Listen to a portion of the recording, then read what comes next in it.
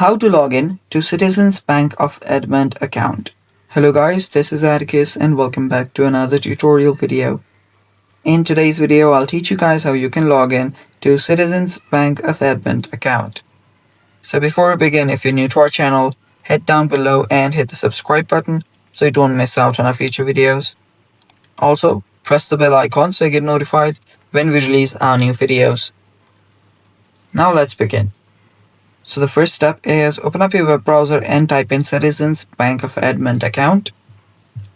Then you can hit enter and there you should see the Citizens Bank of Edmond website. You can tap on this online and mobile banking and it should take you to this website. So from here you should be able to log in into your account. To log in, tap on the login button on the top right here and it should prompt you to your login page.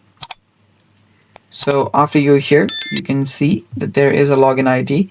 Type in your login ID, whatever it is, and then finally your password. After you do that, tap on the login button to log in into the account. And it's that simple. And that's all for today's video. Thanks for watching. Take care and bye-bye.